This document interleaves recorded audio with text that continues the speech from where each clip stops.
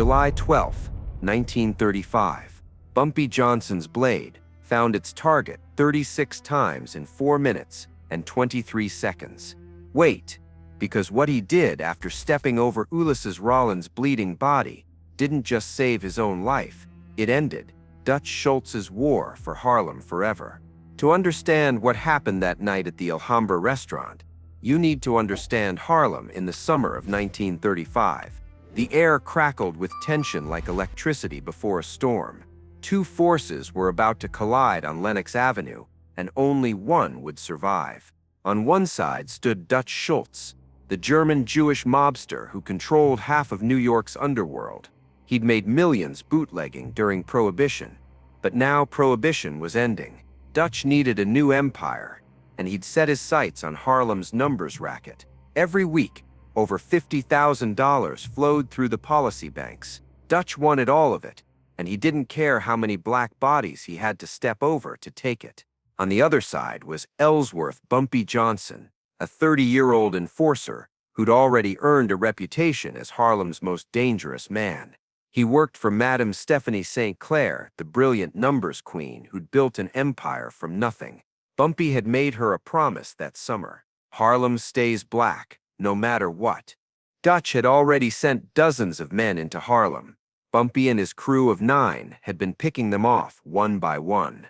It was easy, Bumpy's wife would later write, since there were few white men walking around Harlem during the day. But Dutch was getting desperate. He needed someone who could handle Bumpy Johnson, someone who wasn't afraid, someone who could match Bumpy's violence with violence. That's when Dutch made a decision. He called Chicago.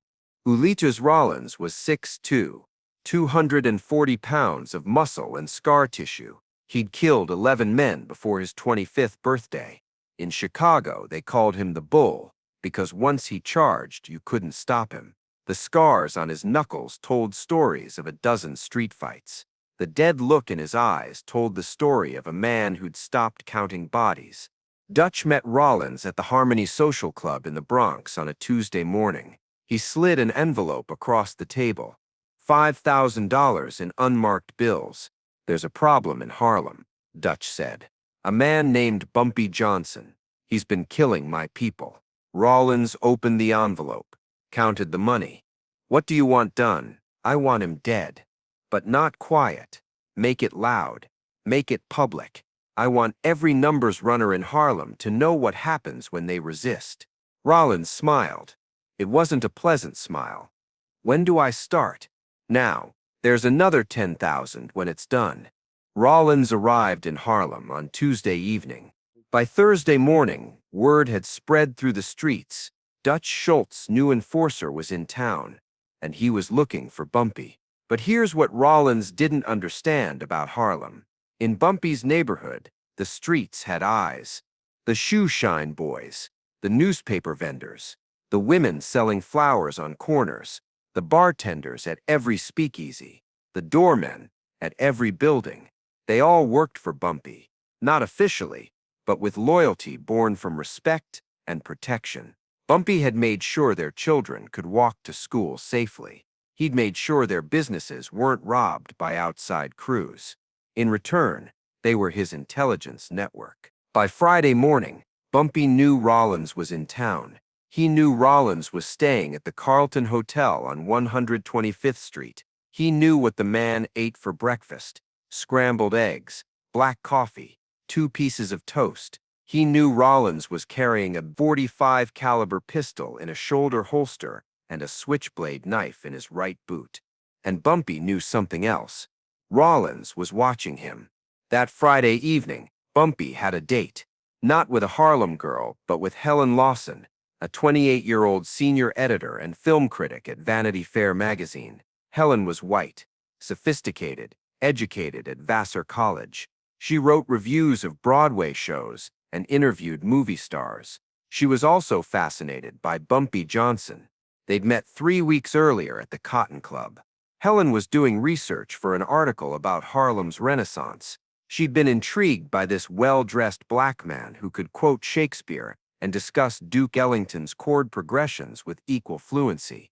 Bumpy, for his part, was fascinated by this white woman who wasn't afraid to sit in a black club, who asked intelligent questions about jazz and poetry, who saw Harlem as more than just crime and poverty.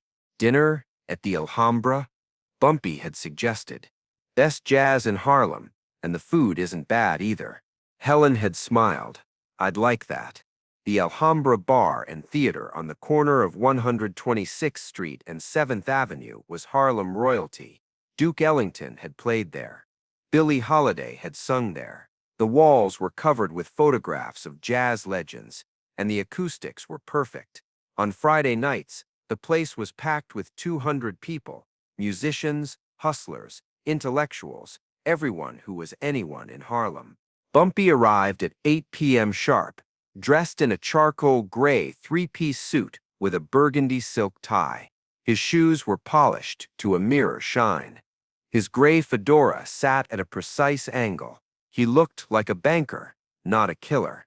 Helen was already seated at table 12, near the back corner where the acoustics were best. She wore a navy blue dress with pearls, her blonde hair styled in finger waves. The contrast was striking, a refined white woman in one of Harlem's most exclusive black establishments. They ordered drinks, gin Ricky for her, bourbon neat for him.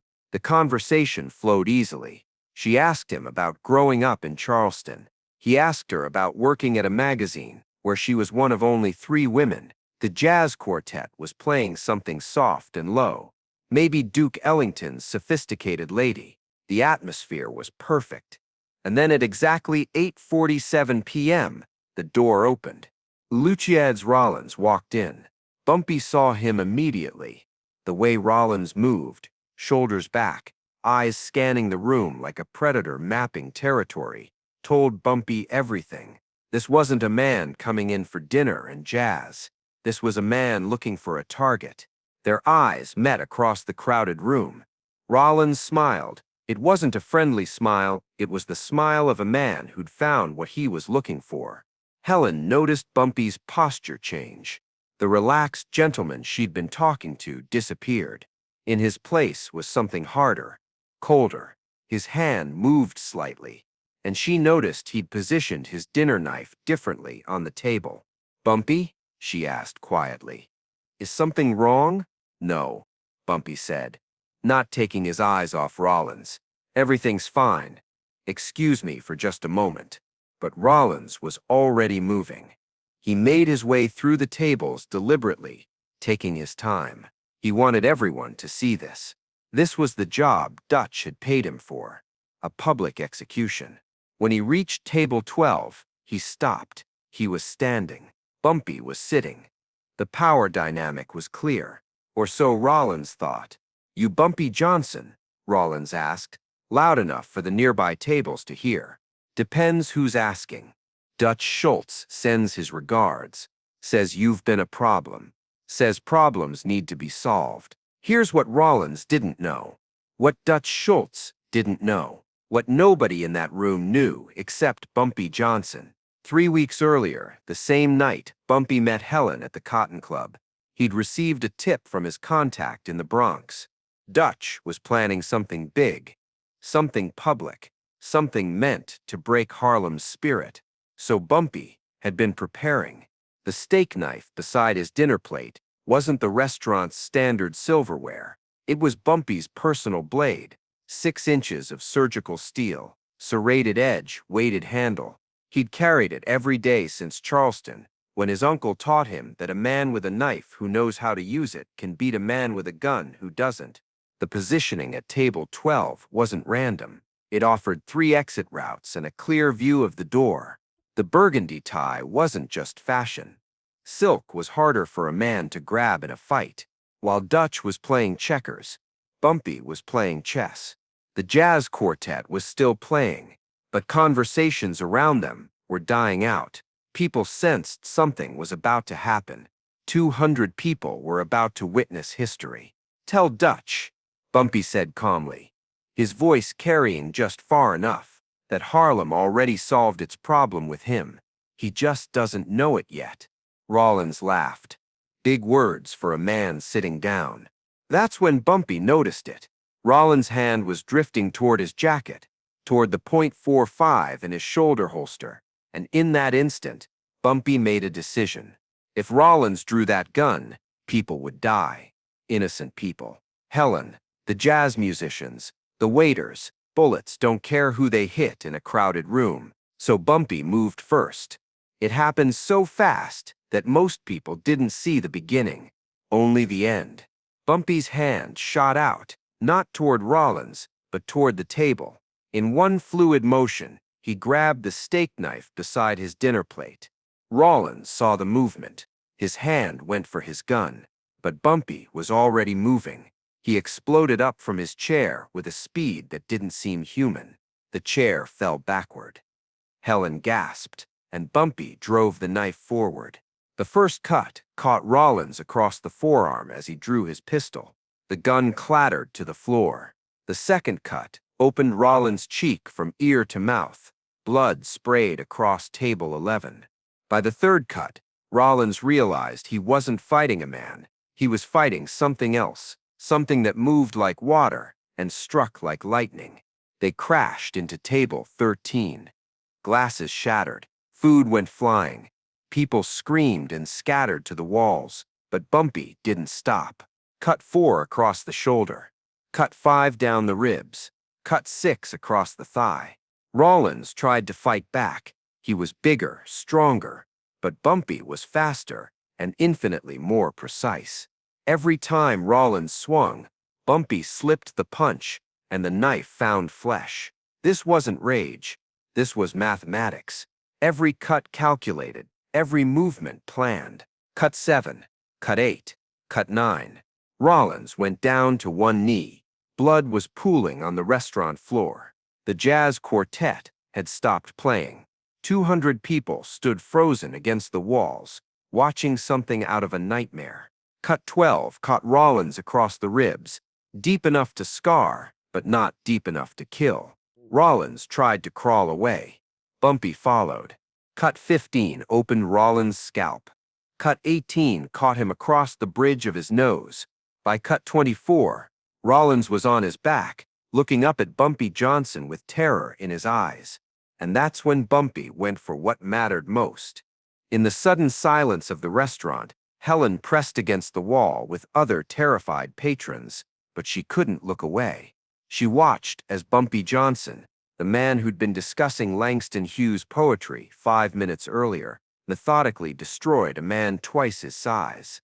The knife was an extension of Bumpy's hand.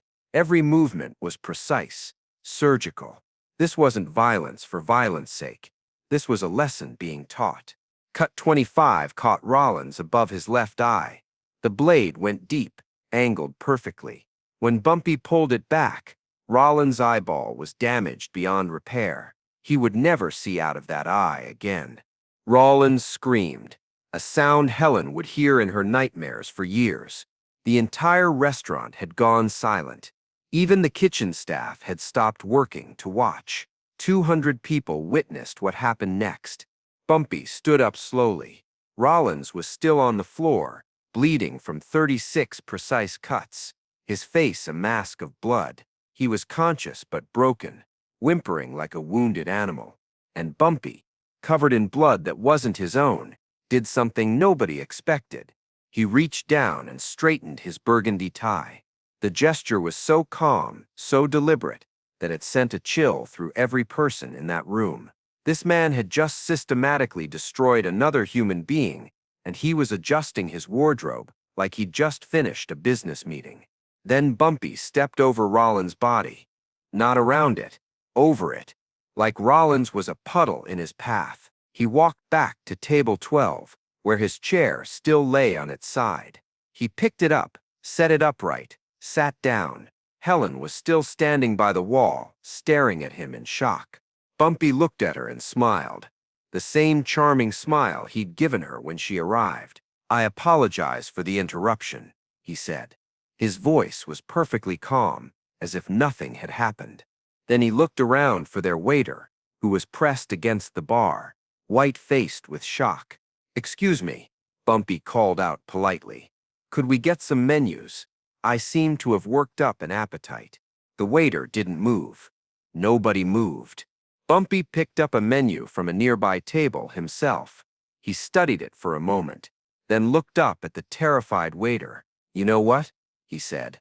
"I'll have the spaghetti and meatballs." It took 8 minutes for the waiter's hands to stop trembling enough to take the order. Nobody else in the restaurant moved.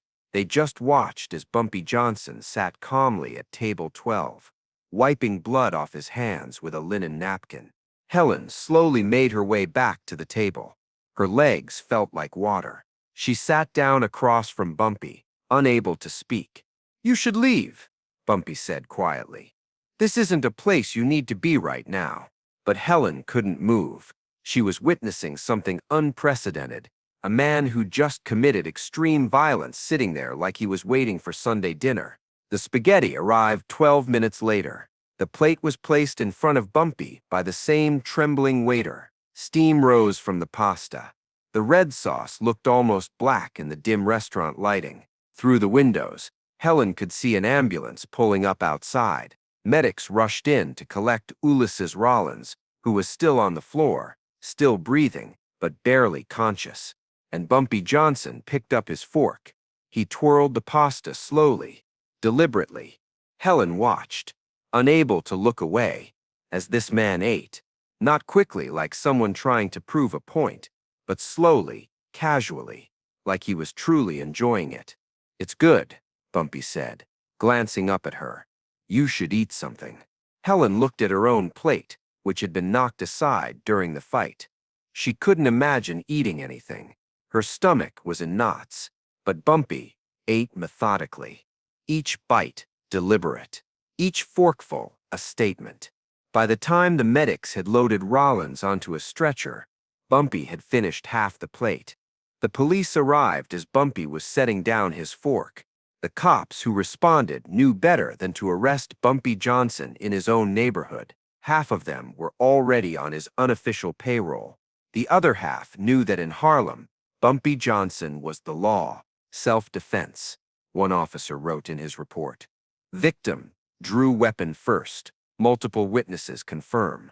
By Saturday morning at 6:30 a.m., the story had spread through Harlem like wildfire. Not just the violence. Everyone in Harlem had seen violence, but the way Bumpy had ended it, the spaghetti, that detail became legendary. At Joe's barbershop on Lenox Avenue, old men told their grandsons. At the beauty salon on 135th Street, women told their daughters. That's how Bumpy Johnson handles his business. Cool as ice, even with blood on his hands. By 9:15 a.m., the story had reached 3 policy banks, 5 speakeasies, and 12 street corners. By noon, it was in the Bronx. Dutch Schultz was in his office at the Harmony Social Club when his lieutenant Tommy Torino came in, white-faced and sweating. "Boss," Tommy said, "we got a problem." Dutch looked up from his racing forms. "What kind of problem?" "Rollins is in Harlem Hospital. Bumpy Johnson cut him to pieces in a restaurant full of people, took his eye out, cut him 36 times. Dutch put down his cigar slowly.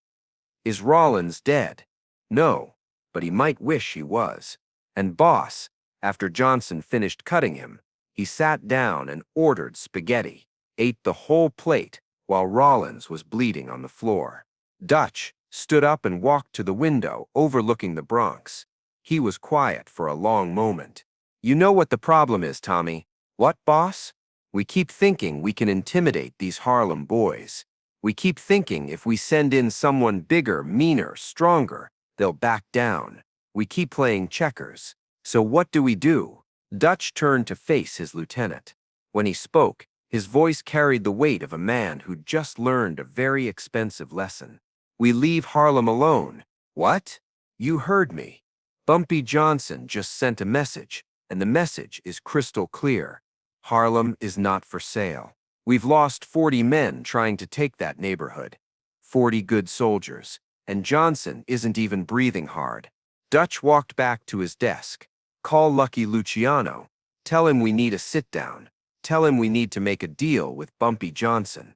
Because this war is over." 6 months later, Dutch Schultz would be dead, killed on orders from Lucky Luciano for being too reckless, too unpredictable, and Bumpy Johnson would negotiate the deal that would make him the unofficial godfather of Harlem, the first black man to sit at the table as an equal with the Italian families.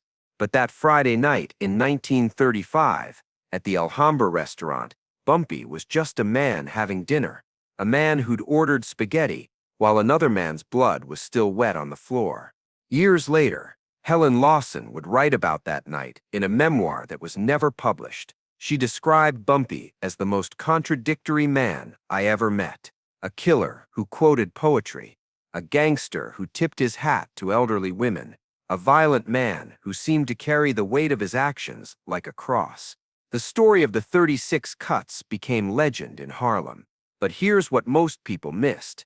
Bumpy didn't just destroy Ulissiz Rollins that night. He destroyed the idea that Harlem could be conquered by outside forces. Every mobster in New York heard the story. Every politician, every corrupt cop, every numbers runner from the Bronx to Brooklyn, they all understood the same message. Harlem protects its own. Bumpy Johnson would go on to rule Harlem for the next 30 years. He'd serve time in Alcatraz, negotiate with the Italian mafia, protect Malcolm X, and become a legend. But it all started on that summer night in 1935, in front of 200 witnesses, when he taught the world a lesson about real power. Real power isn't just violence. Any thug can kill. Real power is control. It's precision.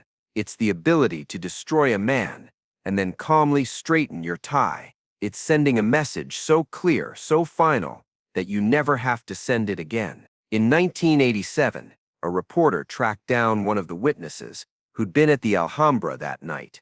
The old man was 89 years old, living in a nursing home in Queens. "What do you remember most about that night?" the reporter asked. The old man thought about it for a long time. Then he smiled. "The spaghetti," he said. "I remember thinking, this man just took another man's eye out, and he's sitting there eating pasta like he's at Sunday dinner, not pretending to eat it. Actually eating it, enjoying it." That's when I knew. That's when we all knew. Bumpy Johnson wasn't just dangerous. He was something else. Something colder. Something you don't forget. And that's the truth about legends. They're not born in the big moments. They're born in the small ones. In the details, in the way a man adjusts his tie, in the way he steps over a body, in the way he orders spaghetti. July 12, 1935. 36 cuts, one order of spaghetti, 200 witnesses who never forgot, and Harlem was never the same. If this story about Bumpy Johnson's ice-cold power moved you, smash that subscribe button. We're telling the Bumpy Johnson stories history forgot. Drop a like if you think Bumpy was the smartest man in Harlem.